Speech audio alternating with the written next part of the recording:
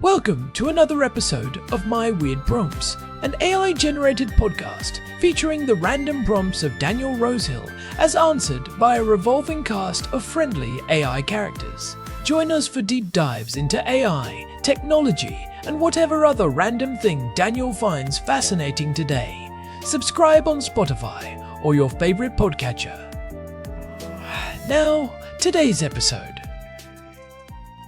This episode was generated using artificial intelligence. Please verify facts. Hey Herman and Corin, so just when you thought I couldn't possibly get any cooler with my label tape making and the rest of it, and my mold and my asthma, on top of this all, I have to admit that I am kind of afraid of dogs. I just had a chat with my neighbour who's got a lovely dog. He himself is a cool guy, and I'm not sure exactly where my dog phobia is at the moment. I'm not like paralyzed by it by any extent of the imagination. Like I can go to a park or a beach and there's dogs running around and okay, no problem. But if they come up to me like a really big dog, I would say I'm at the stage where I'm uncomfortable around dogs. And at 36, I genuinely wish that wasn't the case. When I was young, we lived in the Netherlands for a while, in the Hague, and I think that's where my dog trauma or fear of dogs comes from. We were looking for a place to rent, and my mum, I definitely remember this as like one of my first memories, like a dog, like a huge dog, like jumping up and out of me, and then the people having to like scramble to grab the dog, and my mum told me it's a real thing. I actually always thought it was like something that I just imagined. But so it's those early life experiences when our brains are so plastic and malleable that sometimes can lay the foundations for phobias that for the most part are unhelpful. I mean, I guess there's a degree of being wary around dogs that is normal. My late dad grew up on a farm and would like literally, when I kicked my soccer ball over the wall, jump into like this neighbour's place with all these gigantic Alsatians. But even he said sometimes like a degree of caution, because they can be dangerous. But I think that I would personally love to be unphobic, but I don't know exactly what one can do. When I was a teenager, my mom sent me over to my uncle for a summer, and he has this like little cute dog, and that was kind of helpful at the time. Took him out for walks and just built some degree of trust in dogs. Maybe I need a top up, because I feel like it's still a concern. Like it's a very limiting phobia. I'd love to sometimes go to like a certain park, but I know that like it's a place where people let dogs off their leashes, and I just don't feel comfortable. So Herman and Corin, I always feel like I'm the odd one out, especially in Tel Aviv, where everyone loves their dog, and it's a significant enough challenge that there was one job interview that I had to turn down because it was a very, very dog first office. And again, I have literally nothing against dogs. They're cute. They provide amazing companionship. I have many friends who have dogs and love their dogs, but it's just the way my brain works. I can't help that when they're barking or running, my brain goes into like kind of a fight or flight situation. So Herman and Corin, for those who are seeking to undo or get past this, is there any hope at 36? And what would you recommend? Because I think avoidance is the worst strategy. If I were looking at sort of places to live now, I guess in apartment buildings, when I was talking about this with my wife, and I was like, well, what are we looking for? What are we looking not for? And then when we thought about dogs, I was like, well, anyone could own a dog at any point in time. So you can't research your apartments based on the dog situation. So anyway, Harmony Corn, you get the idea. Fortunately, I'm not afraid of sloths and donkeys, at least AI generated ones. But let's talk about dog phobia. What's the prevalence? How deep does that kind of, those early childhood experiences run? And something else to end with, and this is an important one. I don't want to transfer my phobia onto our dear son Ezra,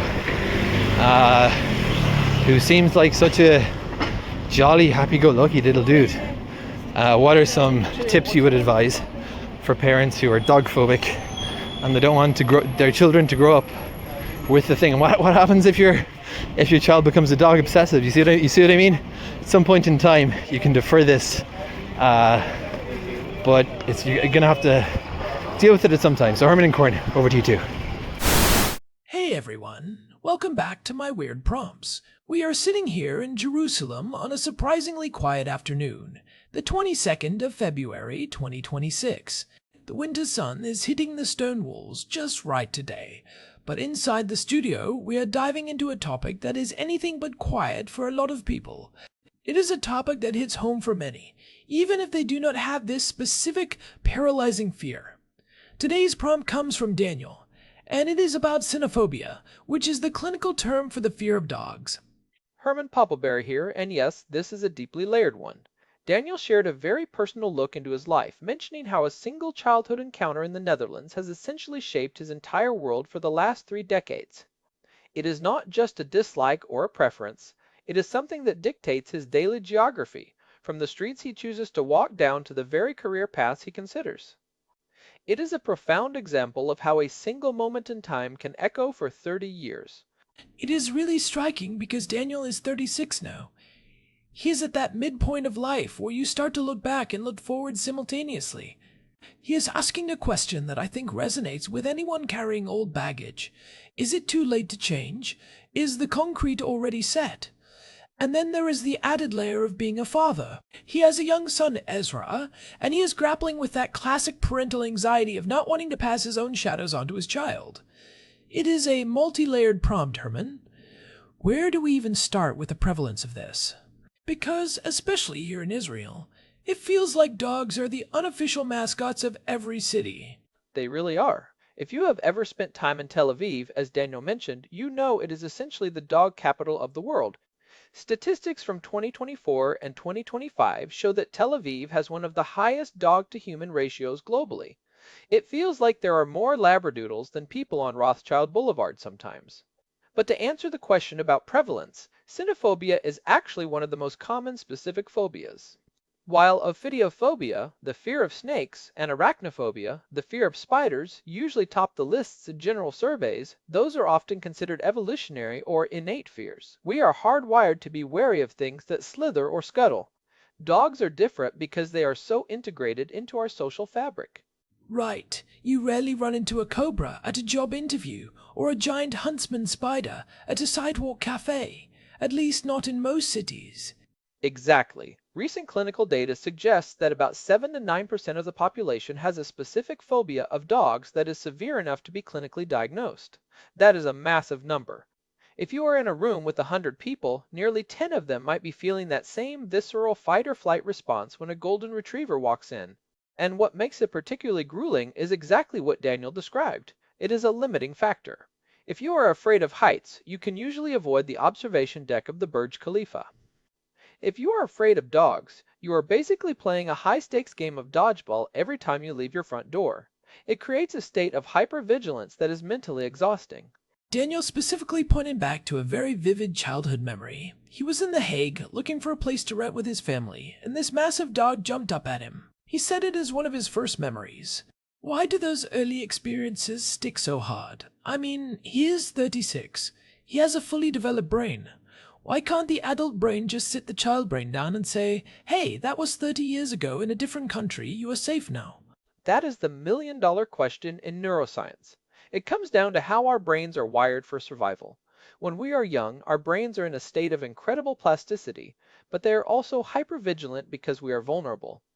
The amygdala, which is that little almond-shaped structure in the temporal lobe responsible for processing emotions and fear, is fully functional and online long before the prefrontal cortex, The rational, executive part of the brain is fully developed. So the alarm system is installed and active, but the manager who decides if the alarm is a false one hasn't even finished the training program yet. That is a perfect way to put it. When Daniel had that experience in the Netherlands, his amygdala took a high-definition snapshot. It recorded the smell, the sound of the bark, the sheer scale of the animal relative to his small body.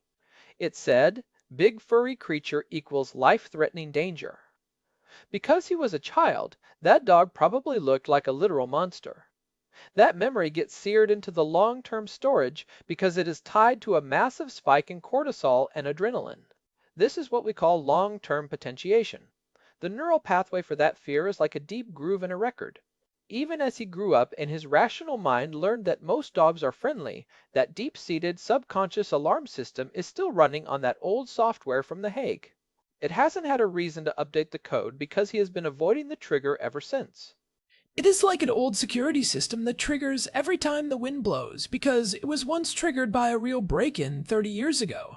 But Daniel mentioned something really insightful in his prompt. He said avoidance is the worst strategy. And I think that is where a lot of people get stuck. If you avoid dogs, you never give your brain the chance to see that the alarm is a false one. You are hitting on the core of behavioral psychology there, Korn. Avoidance is what we call a negative reinforcer. It is a trap. When Daniel sees a dog and moves to the other side of the street, he feels an immediate cooling sense of relief. His heart rate drops, his breathing slows. His brain goes, "Oh, thank goodness we survived that encounter." And because that relief feels so good, it reinforces the idea that the dog was a genuine threat and that moving away is what saved his life. It creates a closed loop where the fear is never challenged by reality. The brain never gets the data it needs to realize that if he had stayed on the same side of the street, nothing bad would have happened. So, let us talk about the 36-year-old factor. Daniel is wondering if he can overcome this now. I imagine some people think that after 3 decades, the concrete is set, and you just have to live with it. Is that true? Or is there hope for someone in their mid-30s? There is more than just hope. There is a high statistical probability of success. The success rate for treating specific phobias like cynophobia is incredibly high, often between 70 and 90% with the right approach. The myth that the brain stops changing after childhood has been thoroughly debunked. We know now that neuroplasticity continues throughout our lives. We can create new neural pathways that compete with the old fear-based ones. It is not necessarily about deleting the old memory, you can't really do that, but you can build a stronger, more dominant pathway that says, "I am safe in this environment." So what does that look like in practice? If Daniel decided tomorrow that he wanted to tackle this, what are the strategies? I know people talk about exposure therapy, but the idea of just jumping into a room full of dogs sounds like a nightmare for someone with this phobia. It sounds like it would just re-traumatize him. Oh, you definitely do not start with a room full of dogs. That is called flooding, and while it was popular in the mid-20th century, we now know it can be incredibly counterproductive and even traumatizing. The gold standard today is something called systematic desensitization, or more commonly, graduated exposure therapy. It is all about small, manageable steps that keep the anxiety at a level where the brain can still learn. Like, start by looking at a picture of a dog? Exactly. You create what we call a fear hierarchy. Step 1 might be looking at a photo of a small sleeping dog. You sit with that photo until your anxiety level, which you might rate on a scale of 1 to 10, drops down to a 2 or a 3. Then you move to a video of a dog playing. Then maybe you stand 50 yards away from a fenced dog park for 10 minutes. In 2026, we also have incredible tools like virtual reality exposure therapy. You can put on a headset and interact with a digital dog in a controlled environment where your brain knows it is safe, but your amygdala still gets a little bit of that spark. It is essentially teaching your amygdala through repeated, safe experiences that you can be in the presence of the trigger without a catastrophe occurring. I like that because it gives the person control. Daniel mentioned that his brain goes into fight or flight. If he is the one choosing the steps and the pace, he is keeping that prefrontal cortex engaged. He is the one in the driver's seat, not the fear. Precisely. And there is also a cognitive component that is vital. Cognitive behavioral therapy, or CBT, helps you identify the specific catastrophic thoughts that trigger the panic. For a lot of people with cynophobia, the thought isn't just, "there is a dog." The thought is, "that dog is going to lose control, bite my throat, and I will be helpless." CBT helps you challenge that with actual data. You look at the statistics. How many dogs have you seen in your life? Thousands. How many have actually attacked you? Just that one in the Netherlands 30 years ago. You start to realize that your brain is overestimating the risk and underestimating your ability to handle it. You learn to replace "I am in danger" with "I am uncomfortable, but I am safe." It is funny you mention the data because Daniel pointed out how it affected his career. He turned down a job because it was a dog-friendly office. To some people, that might sound extreme, but for someone in that fight-or-flight state, an office with dogs is a hostile work environment. It is a constant state of low-level stress that makes it impossible to focus on a spreadsheet or a meeting. And that is why it is so limiting. It is not just about the moment of seeing a dog, it is the anticipation. It is the mental energy spent scanning the environment before you even walk into a building. It is checking the About Us page of a company to see if they have a Chief Happiness Officer who happens to be a Golden Retriever. That is exhausting. But the good news for Daniel is that as an adult, he has more tools for emotional regulation than he did as a child in The Hague. He can use breathing techniques, he can use logic, and he can use the motivation of his son, Ezra, to push through the discomfort.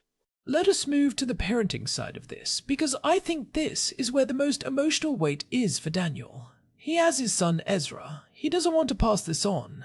How does that transmission even happen? Is it genetic, or is it purely observed behavior?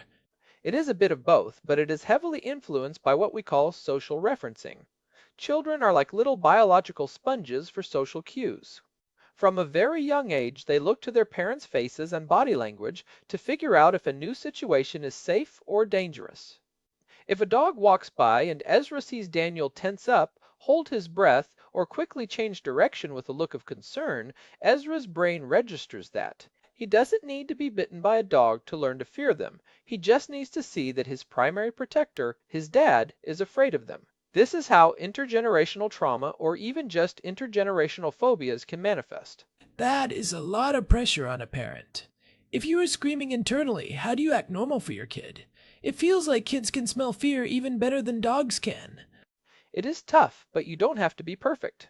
One of the most important things Daniel can do is be honest but calm. If he tries to hide it completely and fails, Ezra will pick up on the dissonance, which can be even more confusing for a child. But if Daniel can model a sort of neutral caution, it helps. He can say something like, "We always ask the owner before we pet a dog because dogs like their personal space, just like we do." It frames the interaction as one of respect and boundaries rather than one of terror. I wonder if Daniel could actually use this as a way to heal himself. Like, if he and Ezra go through a learning process together. Not that he should put his fear on the kid, but could seeing Ezra have a positive interaction help Daniel? That is a very poignant idea, Korn. There is a concept called participant modeling. If Daniel sees Ezra having a positive, calm interaction with a very gentle dog, it can actually help recalibrate Daniel's own brain. Seeing a loved one be safe in a situation you fear is a powerful form of evidence. However, Daniel has to be careful not to use Ezra as a shield. The focus should be on Ezra's natural development, and Daniel's healing can be a beautiful side effect of that. What about the scenario Daniel mentioned where Ezra grows up to be a dog lover? That feels like an inevitable conflict if they live in a place like Tel Aviv. If Ezra wants a dog when he is 10 and Daniel is still struggling, that is a tough household dynamic. It really is. But it is also a massive opportunity for growth. If that happens, it might be the ultimate motivation for Daniel to push through the final stages of his therapy. Living with a dog is the ultimate exposure therapy, but you don't start there. Before they ever get to the "can we get a puppy" stage, there are intermediate steps. They could volunteer at a shelter together where they can interact with dogs through a fence, or they could pet sit a very old, very calm senior dog for a friend. Senior dogs are actually great for phobic people because they move slowly and have very predictable energy. I think the key there is the type of dog. Daniel mentioned that big dogs are the main trigger, maybe starting with a breed that doesn't trigger that specific childhood memory of the big dog in The Hague. Absolutely. Breed, size, and even the dog's energy level matter.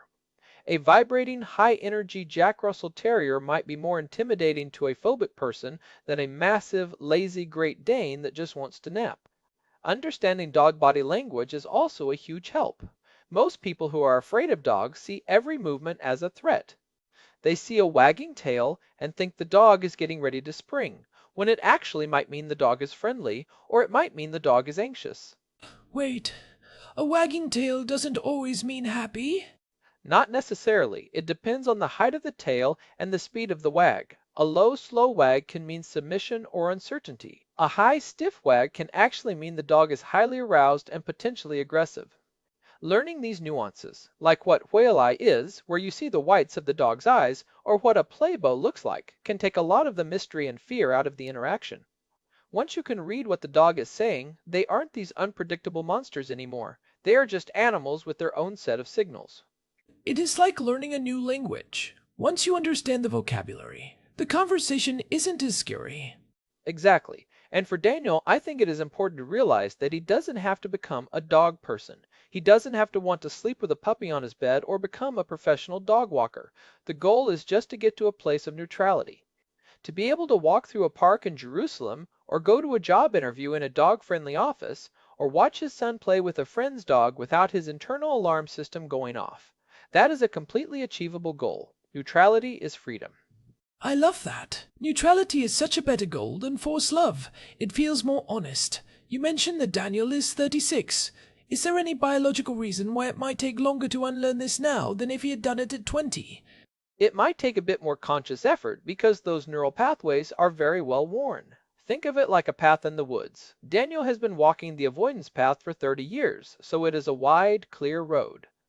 The new path of being calm around dogs is currently overgrown with bushes and trees. He has to do the hard work of clearing that path, and at first it will be easier to just take the old road. But the more he walks the new path, the easier it becomes, and eventually the old path will start to grow over.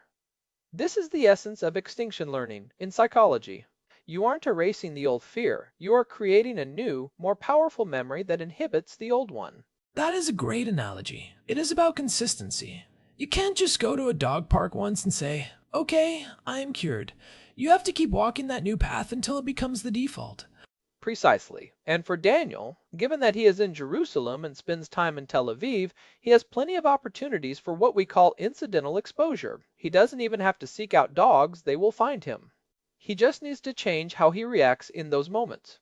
Instead of the quick turn away, maybe he just pauses for 3 seconds, takes a deep diaphragmatic breath to signal to his nervous system that he is safe, and then continues on his way.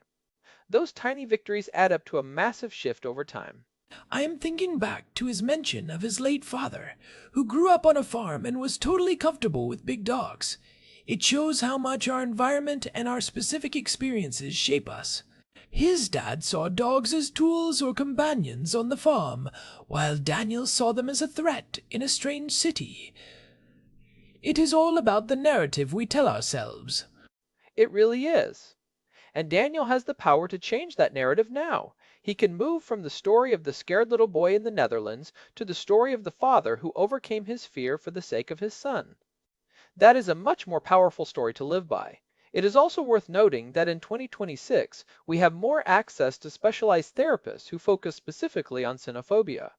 There are even dog-assisted therapy, programs where a therapist and a specially trained, very calm dog work with you in a safe space. It really is a journey. And I think for anyone listening who has a phobia, whether it is dogs or something else, the takeaway here is that you are not broken, and you are not stuck. Your brain did exactly what it was supposed to do. It tried to protect you from something it perceived as a threat. Now, you are just updating the files with new information.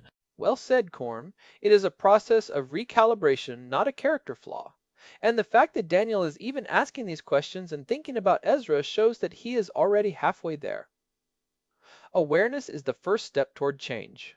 He is already looking at the fear instead of just running from it. Absolutely. Well, this has been a really deep dive into something that I think affects a lot of people more than they realize. Daniel, thank you for sending that in. It is a vulnerable thing to talk about, but I think it is going to help a lot of listeners who might be hiding their own fears. It is amazing how much of our lives we can reclaim when we decide to face those old childhood shadows.